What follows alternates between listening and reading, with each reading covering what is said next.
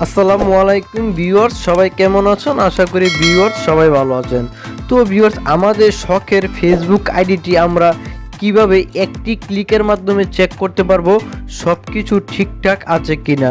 তো ভিউয়ার্স চলুন আমরা মূল ভিডিওতে চলে যাই। তো ভিউয়ার্স, এখানে দেখুন আমার যে ফেসবুক অ্যাপ্লিকেশনটি, এটাতে আমি একটা ক্লিক করে দিব।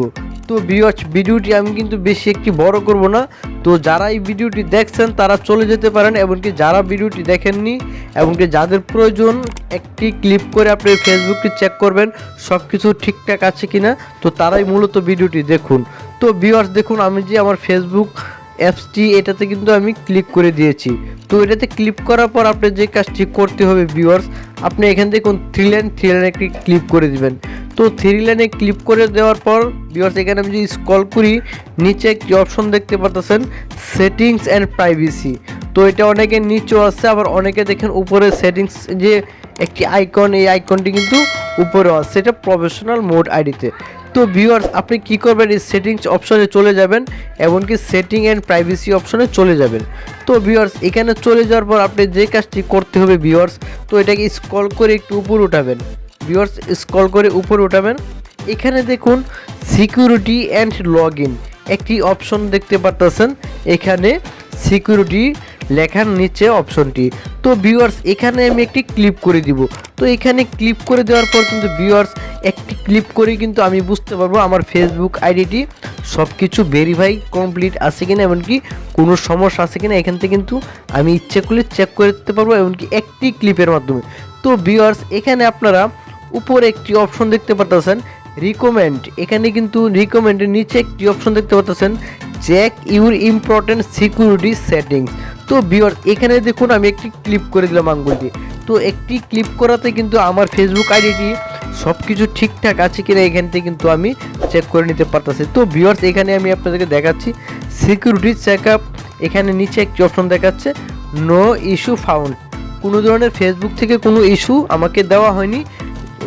যদি কোনো ধরনের প্রবলেম থাকতো তাহলে তারা আমাকে এখানে কিছু বলে দিত, যেহেতু এখানকে বলা হচ্ছে নো ইস্যু ফাউন্ড, অর্থাৎ আমার ফেসবুকে কোনো সমস্যা নেই, কোনো ধরনের ভায়োলেশন, কোনো ভাইরাস নেই, কোনো ভায়োলেশন হিস্টোরি নেই। তো ভিউয়ার্স, এখানে দেখুন ইউর পাসওয়ার্ড ইজ ওকে, আমার পাসওয়ার্ডটি স্ট্রং দিয়েছি, এখানে দেখুন তারা কিন্তু সুন্দরভাবে বলে দিয়েছে আপনারা পাসওয়ার্ডটি কীরকম দিতে হবে। তো আমার যেহেতু পাসওয়ার্ডটি দেওয়া ভালো আছে, এখানে তারা বুঝাইছে ইউর পাসওয়ার্ড ইজ ওকে।